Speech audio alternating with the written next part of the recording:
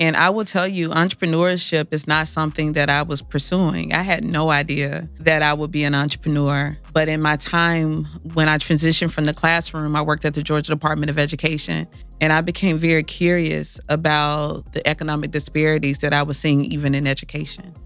And it took me down this road of wanting to understand poverty and wanted to understand economic mobility. Like, what could we do to make our communities economically mobile?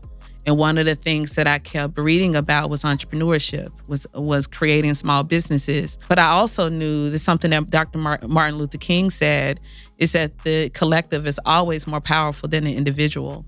So it wasn't about creating more entrepreneurs, one singular small business. It's creating this in a village model where the construct is built on collective wealth building. So that took a different lens. But I was contending with being the educator I was in these ideas and these visions that kept coming to my mind. And so my very first company, the Village Market, was really built to create this collective experience of Black entrepreneurship. It's also this collective experience that the community was bound to the existence of these businesses. And these businesses were bound to the existence of the consumers, the shoppers. I created Support as a Verb to put a charge in the community that if we want to be economically mobile, if we want economic liberation, that we have to start being intentional with where and how we spend our money.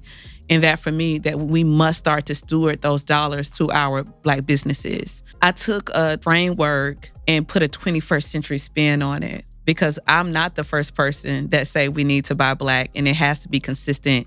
It needs to be part of our lifestyle. I'm not the first person to talk about collective economics, but in my way, in my Mississippi accent, my vision of doing it, it came out in a way that people were like, oh, I like this. This feels fresh. This feels like I'm a part of something that's fighting back, that's doing something. So I created the Village Market. The vision of Village Market happened in 2015, and I was still working my full-time job. I launched the Village Market April 2016, and I launched it as a marketplace, a nighttime experience. And so when you think of, authors, candle companies, apparel companies, up-and-coming restaurateurs, I created this marketplace to be this beautiful, well-curated nighttime experience that you got dressed up, you got cute for. But what was paired to that ticket that you purchased was Support as a Verb. That when you come to this market, you're here to do something.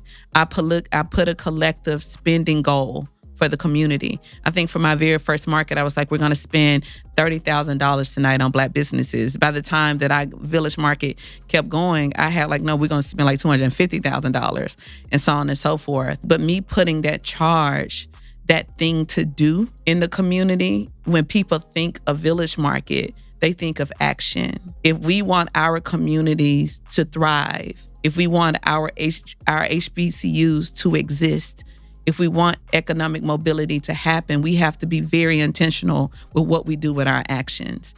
And so for me, the Village Market was all about funneling our dollars to Black enterprises. But at the end of that, Black enterprises, Black entrepreneurs, Black small business owners understand that there's a collective wealth building model that we're building.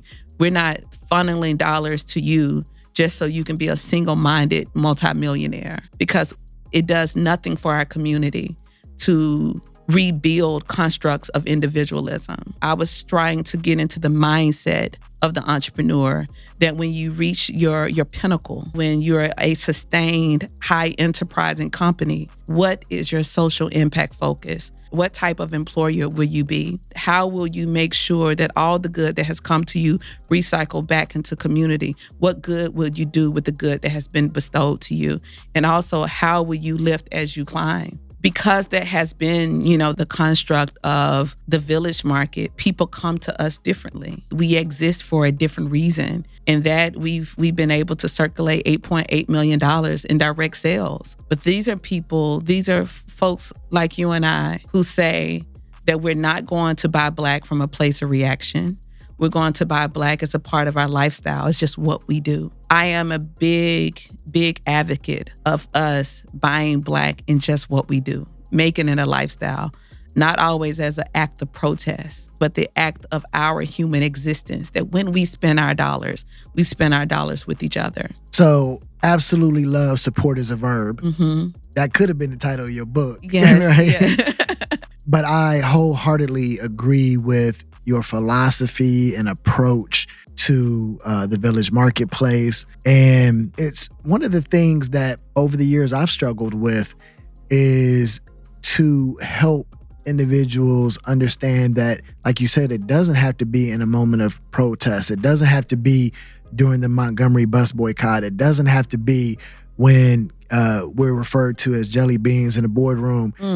It doesn't have to be just during George Floyd, Ahmaud Arbery, or Breonna Taylor, or what have you. It needs to be every single day in the choices that we make and how we vote with our dollar. Yes. Because it will only come back to us and improve the communities that we live in.